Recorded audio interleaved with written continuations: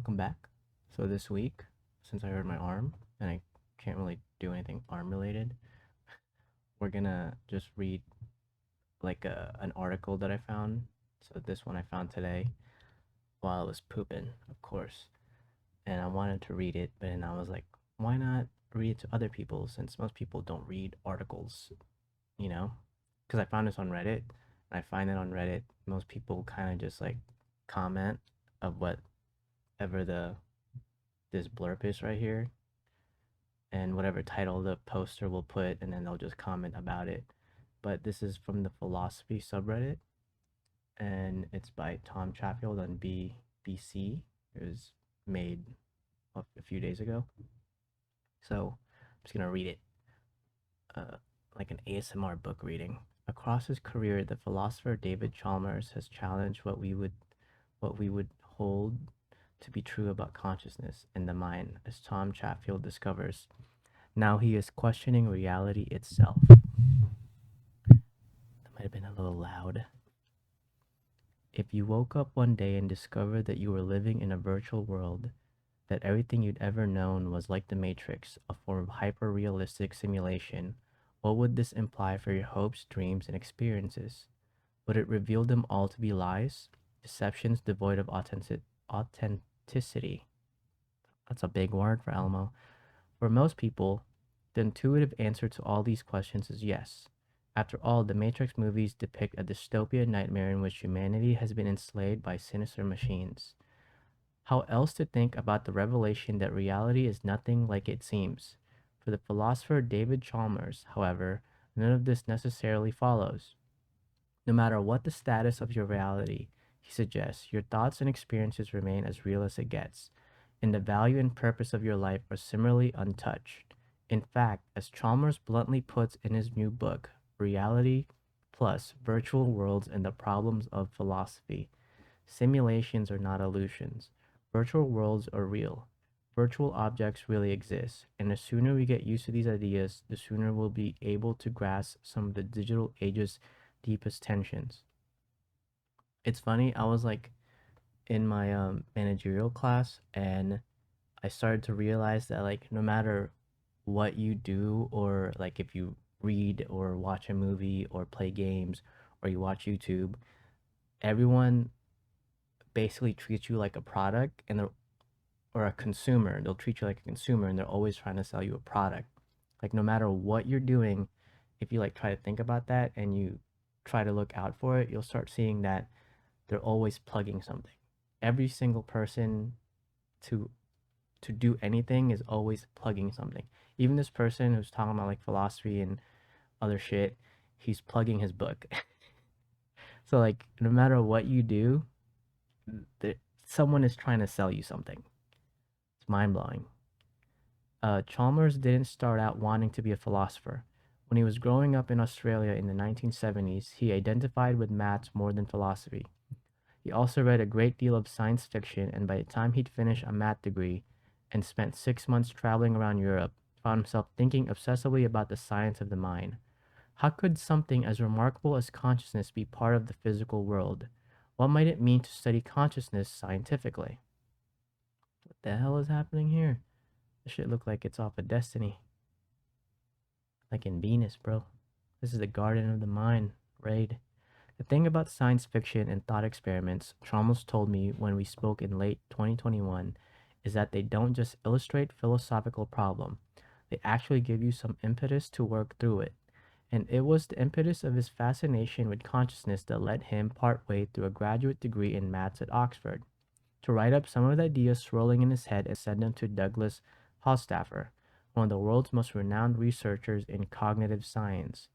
At Indiana University, Hofstaffer wrote back, "Why don't you come to Indiana and work with me?"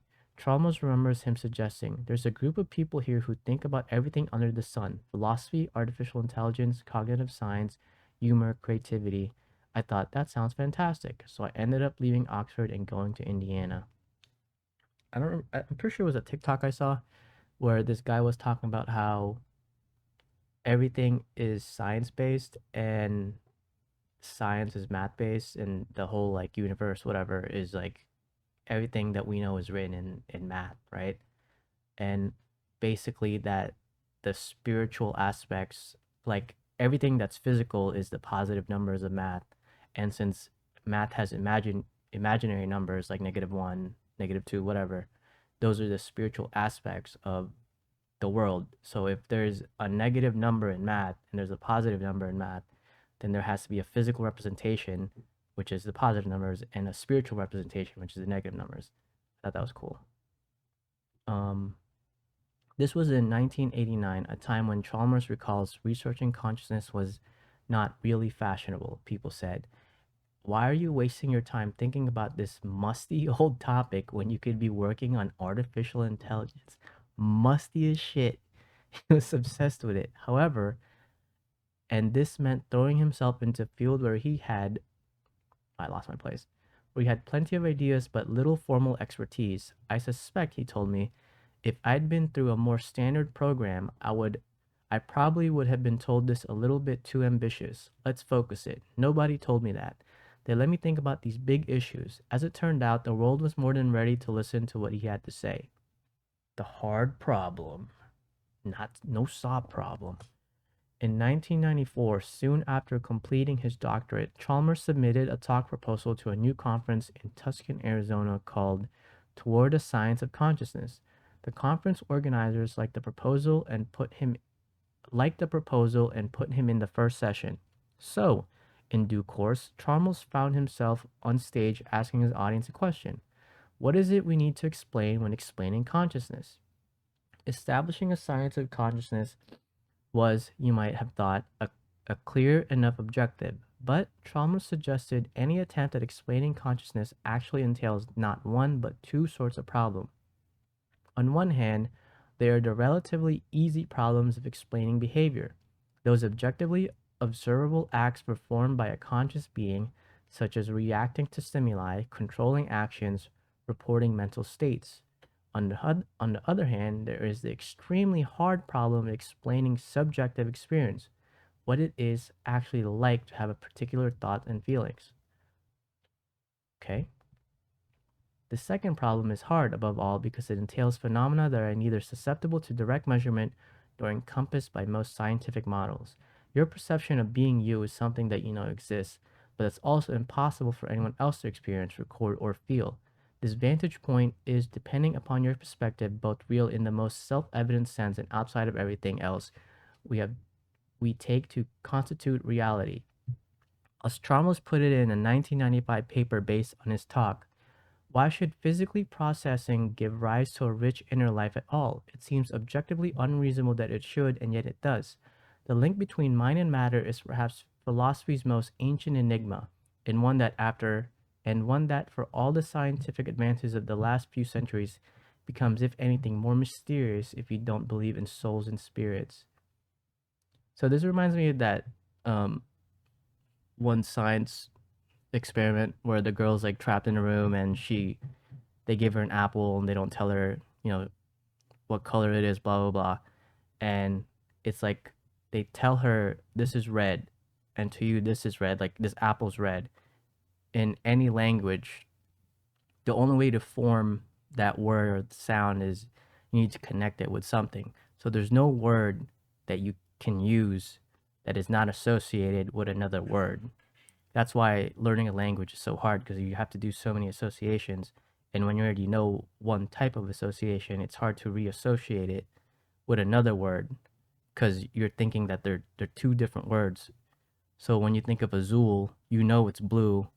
And when you're thinking of blue, you're thinking of things that you know that are blue, but you don't know things in Spanish that are azul. You're only thinking of them in English. So it's hard to, unless you just constantly keep reinforcing and connecting that word to something else, you can't really like make a picture of it. But I feel like that's what he's kind of talking about with this, because that's like something that you like. What I think is blue could be completely different to what someone else thinks is blue. It's kind of cool, but there's no way to like prove that. Traumas came bearing questions rather than definitive answers, but something about his formulation of the hard problem resonated with his audience. The phrase was picked up by fellow researchers, then by Scientific American and the US press. The conference itself received international media coverage, and interest began to build around the book he was working on. As I've said many times, he told me, there's nothing original about the idea of consciousness poses a hard problem. But that phrase does not turn out to be a very effective way of posing the problem as a challenge and making it harder for people to avoid. He had brought a vast theme to life with a clarity that commanded attention and that suggested several tantalizingly specific lines of investigation. Foremost among those was that of information. The early 1990s was a golden time for the science of consciousness, with best-selling books by physicists and philosophers as well as research by prominent biologists and neuroscientists exploring its basis in newly empirical terms. Chalmers' own thinking drew on these insights, proposing a non-reductive approach to the hard problem via the suggestion that every form of information processing entails an irreducible component constituting the basis of conscious experience.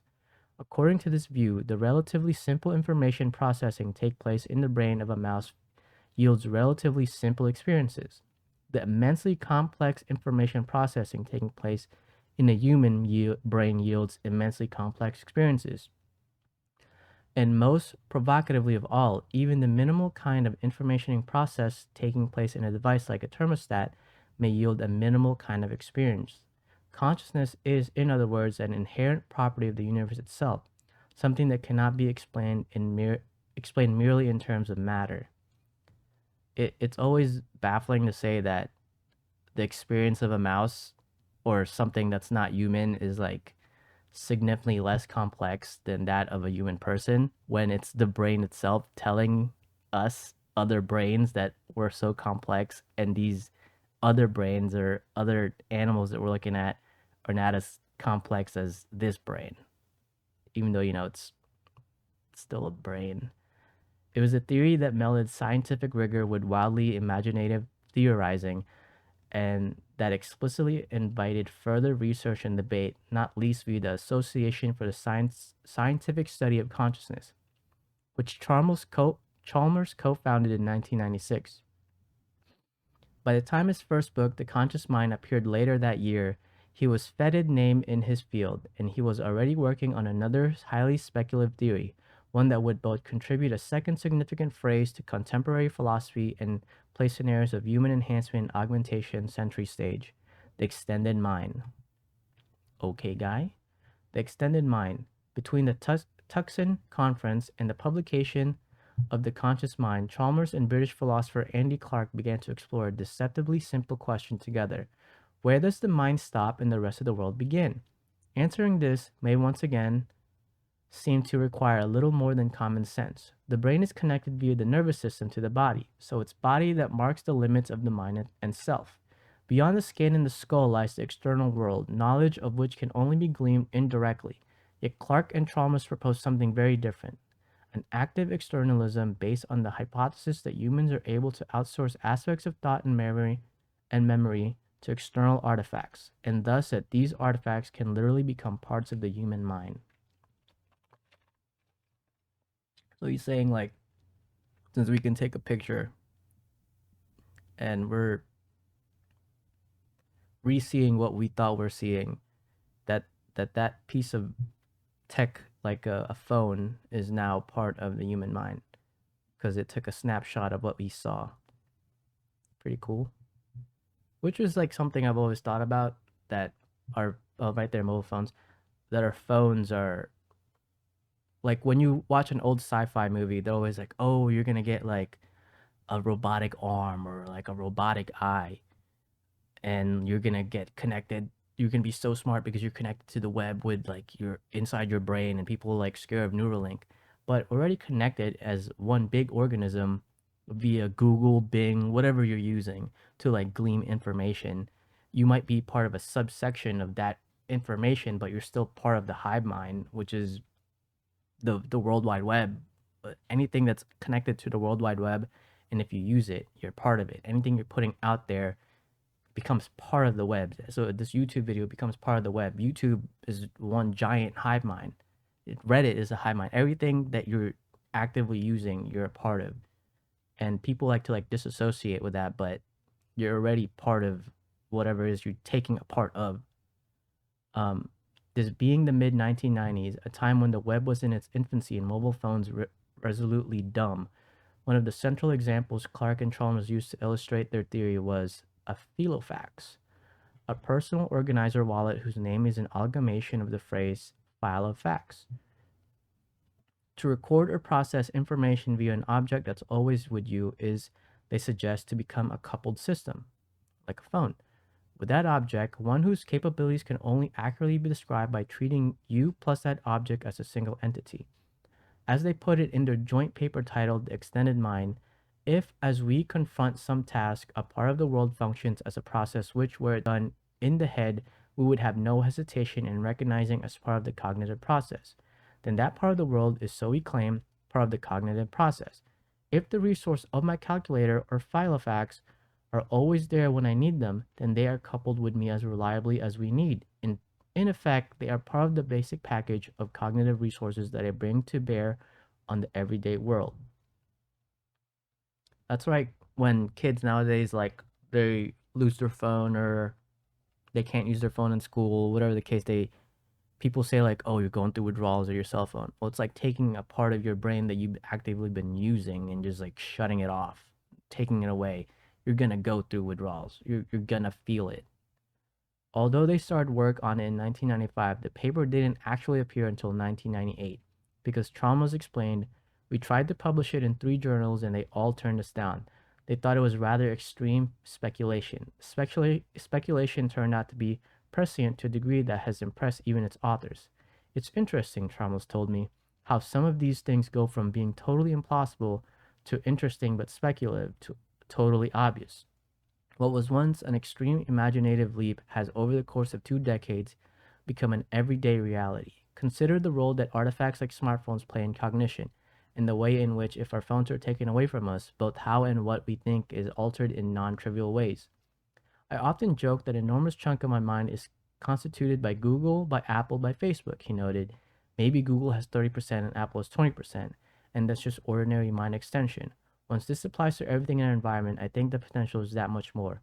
This is where the problem arises, that what whatever you're using, people don't understand becomes a part of you. So if you're on Facebook, Facebook is a part of you now. And whatever you're looking at Facebook, whatever group you're joined into Facebook, people disassociate that, like, oh, I'm just a part of that group. Like, I'm not, that's not who I am, right? Like, they could be in in an alt right group or an extreme left group, and they're like, well, that's just what I like to look at Facebook. It's not who I am when, like, you're seeing me person to person, when, like, we're talking face to face. That's not how I act. But that's still where your mind wants to go, and eventually you're gonna act that way, like those people that went in January 6th, wilding out. it it's here that we reach the inflection point between speculative fiction and technology possibility that has recurred throughout Chalmers' career, a theme that Reality Plus and his most recent work push towards its metaphysical limits. For while it may seem self-evident that our minds access the real world directly, then any virtual or stimulated environments are thus unreal. The ways in which we interact with 21st century technologies belie this at every turn. On-screen words and worlds inspire ferocious passions, loyalties, and hates. Virtual currencies and goods change hands for millions of dollars.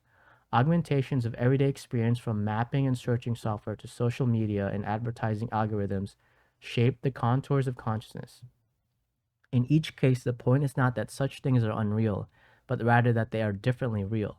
They are, Chalmers emphasizes, real virtual artifacts, real mediated experiences in real online encounters, entities whose nature and subsequently and consequences can only be understood if we stop treating them as abstractions.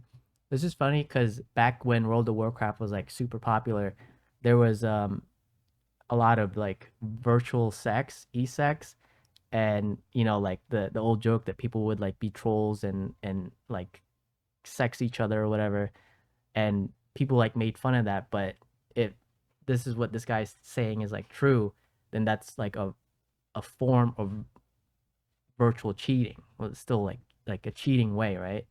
But that was like a joke. But how would it like be now that if this ever becomes popular? The reality dilemma. Near the start of the first Matrix movie, the character Neo faces a dilemma. He has just been told that his world is in fact a simulation within a larger reality. Now he has a choice. He can take a blue pill, keep on living forgetfully in the Matrix as if nothing has happened, or he can take a red pill and wake up into the base reality beyond it. What should you do? What would you do? Neo chooses the red pill and goes on to save both the external and simulated worlds, but as Chalmers pointed out in 2003 article commissioned by the production company behind The Matrix, discovering that you've lived your entire life inside a simulation doesn't actually invalidate the reality of that life, which is like true, because you were living that life beforehand. What really changes now that you know that you're part of a computer software? What actually changes for your life? Would you not keep doing what you're doing? You really have, no matter what you're doing, you've always only had two choices, either to live through what you're doing or to die. That's it. Everything in between doesn't matter. You you're either gonna live your life or you're gonna die.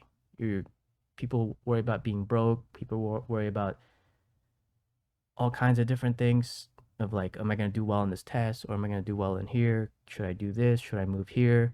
Should I be a Democrat? Should I be a Republican? Like at the end of the day, you're either gonna live through it or you're gonna die. There's Who cares, bro? After all, if you were born and grew up in the Matrix, you would by definition never have encountered any non-simulated objects or any experiences prompted by non-simulated interactions. What you call trees are actually digital simulations. But since you've never seen a non-simulated tree, all this means is that everything you know about trees can technically be rephrased as being about simulated trees. Unless you have suddenly been granted simulation breaking new powers, this revelation is no different to describing that what you have been calling trees are technically accretions of subatomic particles, or collapsed quantum waveforms, or temporarily captured energy. In other words, trauma suggests if I were to wake up one day and discover I'm living in a simulation, I would not infer that the external world does not exist, or that I have no body, or that there are no tables and chairs. Rather, I would infer that the physical world is constituted by computations beneath the microphysical level. There are still tables, chairs, and bodies. These are made up fundamentally of bits or whatever constitute these bits. This world was created by other beings, but is still perfectly real. This is like going back to how can we possibly believe in atoms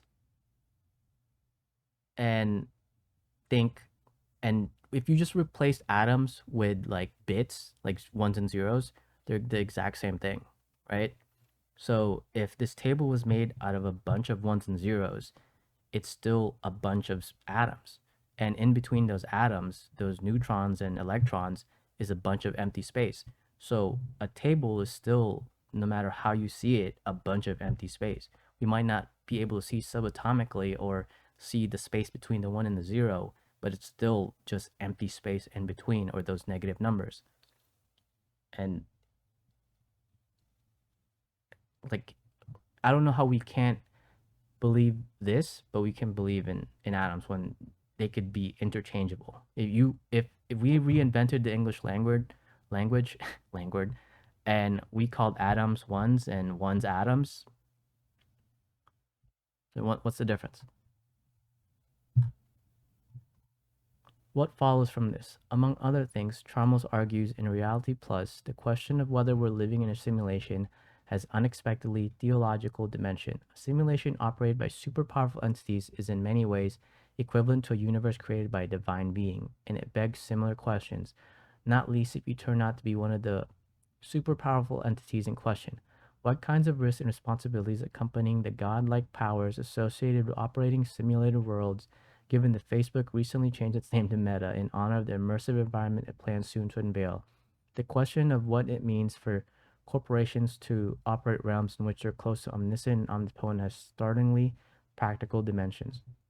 I was watching this documentary on Amazon. It was about empty space, and it was just talking about how they were doing the math, right? So Einstein was doing the math for his theory of general relativity, and he went back and kept doing the math, and he found out that he could reverse everything.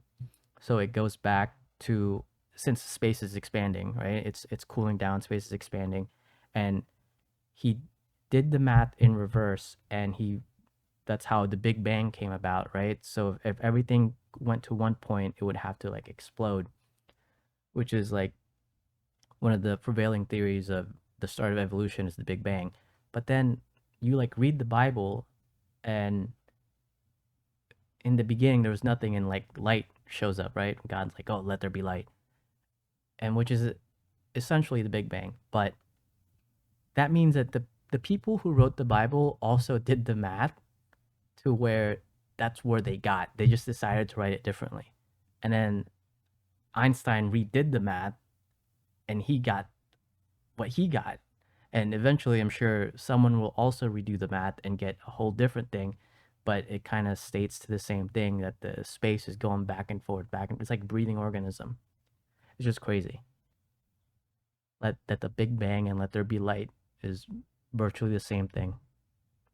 If you think that the oh, where was I? Oh, if you think that privacy and manipulation are already a problem on current social media, Chalmers told me they're obviously going to have the potential to be much more so when it comes to virtual worlds. And the thing with like the World of Warcraft characters, how now that in meta there's people like going into these like meta places, and then it's not funny. There's people going into these meta places and they're getting like harassed, and then come to find out some of these people that are getting harassed are working for other virtual reality places that are trying to get their started up. So it's just like humans, no matter where they are, like apparently don't change as long as like they get more money. Like as long as whatever they're doing is the one to succeed. It's craziness. If you think that privacy and manipulation are already a problem in current social media, Chalmers told me they're obviously going to have the potential to be much more so when it comes to virtual worlds controlled and created by the same corporations, and this potential is even greater once we recognize that the values, experience, objects, and interactions at play in which worlds are real. In fact, the questions that matter most are not about reality and unreality at all, but rather about the kinds of experience and agency and opportunities afforded by environment we are responsible for. If these are genuine realities, once where you can have meaningful experience, what kind of meaningful experience are we going to have?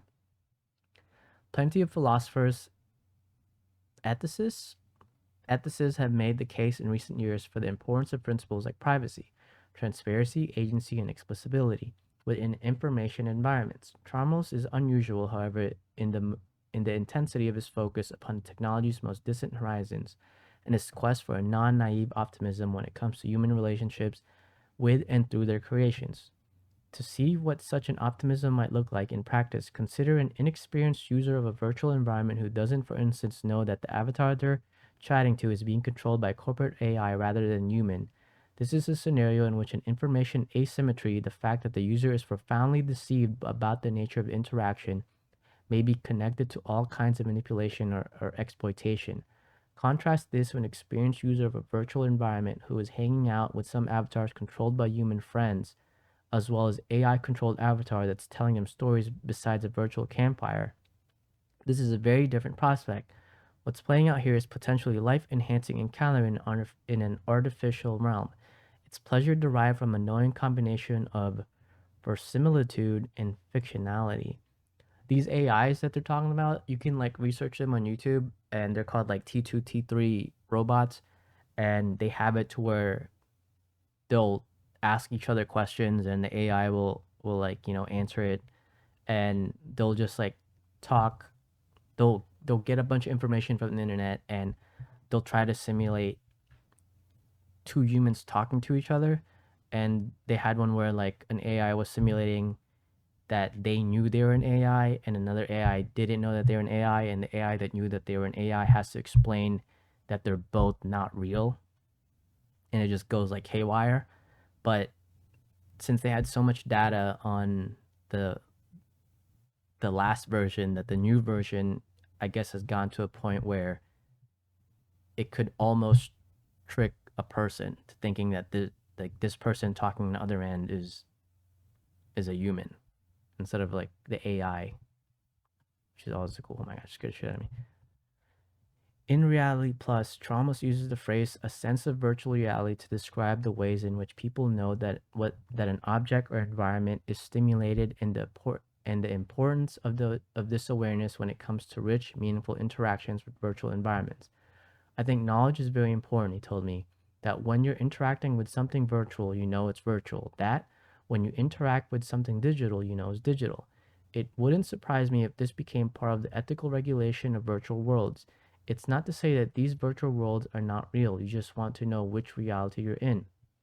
The knowledge that you bring to a simulated experience is, in other words, a vital component of that experience, something that applies equally to any real situation. In each case, to be underinformed or misinformed is to be vulnerable to various kinds of manipulation, which to pose meaningful options, agency, and expertise is to be empowered.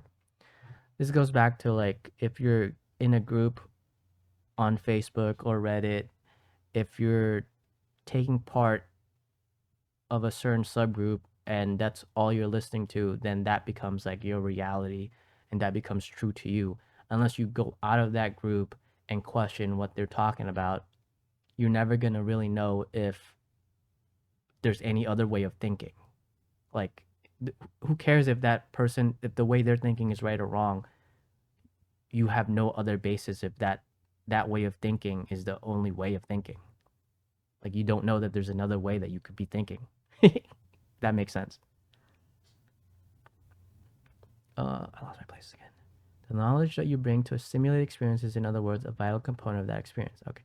This brings us to perhaps the most significant and sobering lesson of all, that when it comes to consciousness, humans are at once brilliant and profoundly vulnerable. Countless artifacts, systems, and environmental nudges are constantly altering and extending our minds. We do not and cannot access even base reality directly via our senses, and this means that any and every moment we experience is at once more open and more unknowable than intuition easily lets us believe. Change blindness. What I asked Chalmers are some of the things that have most surprised or excited him within our growing understanding of consciousness. One example that comes to mind, he told me, is research into what's known as change blindness. Change blindness describes the way in which people can effectively be blind to even substantial changes in what's in front of them, unless they are specifically looking out for such changes. So you won't see those change unless you look at something else, basically. In one 1998 experiment, for example, experimenters initiated a conversation with a pedestrian and then halfway through the conversation, surreptitiously, I don't know what that word means, replaced the first experimenter with a different person who carried on the conversation. Only half of the pedestrians even noticed the change, a remarkable finding reinforced by a growing body of research that suggests people may be conscious of, as Chalmers puts it, much less than we thought. It seems that our everyday awareness of the world is detailed, smooth, and constantly updated, but this is a little more than usual, a useful illusion. We thought we were conscious of everything, all the details of a picture, but it turns out that maybe we're just conscious of 7 blobs that we attend to. Whenever we attend to it, it's there, but at least so far as consciousness is concerned, it's not always there. Our minds and perception, in other words, are fundamentally non-literal in their readings of reality. While perception itself is a kind of evolved illusion, useful and accurate enough to safeguard our survival, but nothing like as comprehensive as it seems. Virtual worlds and technological mediation are, in this sense, already a kind of second nature so far as humanity is concerned. Environments and encounters neither more or less inherently meaningful than anything else that we experience. In the end, information itself is the reality that matters, which is like an odd thing to say because when you're using your eyes is translating it for your brain, who's in your eyes is literally just looking at waveforms, right? Like bouncing lights to make these concrete objects. All it's doing, and and your brain goes through association to try and make something out of literally nothing. If we didn't have eyes, we're blind because we can't see light, can't see anything. So everything, like you can feel the atoms, but you don't know what it looks like. So you feel this atom, you feel this atom, you feel this atom, but you can't associate it with something that you've seen before, which is like an odd thing. I bet it's so odd to be blind. Holy shit. What is Trauma's own take when it comes to status of his reality. Would he like to live in a simulation or to know if they were living in one? I haven't quite made up my mind, he says. On one hand, there's something very cool about the idea of being in base reality for all these simulations, but getting to be in base reality is very interesting and a special place to be. On the other hand, if we thought we are in a simulation, then the universe is much bigger and grander than we had thought. It's a line of thought that feels somehow autobiographical, a version of the restless curiosity that took him halfway across the world, and the reality plus maps across a succession of philosophical vignettes, provocations, and parables. As he puts it in the end of our conversation, I grew up in Australia and I discovered that at some point, oh my god, there's a whole world out there that I get to explore beyond this. I think that knowing there's a world outside your own universe, perhaps even one that we could think in principle, would open up horizons and possibilities that are exciting and interesting. And his ultimate verdict on that slippery word, reality, and why it needs to be followed by the plus to encompass everything he's trying to say, I guess I would like to say that reality is capacious, space is big, but reality is bigger. Which, which is, I saw this little video where the guy was trying to explain that space is a construct made in reality, and we don't know what's outside of reality because we can't imagine things that aren't in reality. So we can imagine space, we can imagine how big space is, we can imagine time because it's in reality, we can imagine all these things that we made in our reality, but we can't imagine things that are unreality. Like reality is like for to put it into something that's like something that we know, it's a big ass circle, right? If reality is a circle and everything that we know is inside reality, like saying space is big, everything is in there, we can't imagine things that are outside of reality. Which, I don't know why that blew my mind. I was like, what the? Like words have so many words have so many meanings. It is we confuse ourselves because we have so many words and they're associated to so many things that if we say one thing, it could mean something completely different to someone else if they only know one version of that word. Like, if you know too many words, your brain will literally confuse itself. But, alright. Where's my mouse, bro? Reality mouse is gone. It's right here. Alright, boys. But this is what we're going to be doing all week. It's going to be reading random articles I find and saying stuff that I, like about it. I can't believe it took 40 minutes to read one article. Jeez. It's a lot. Alright, bye.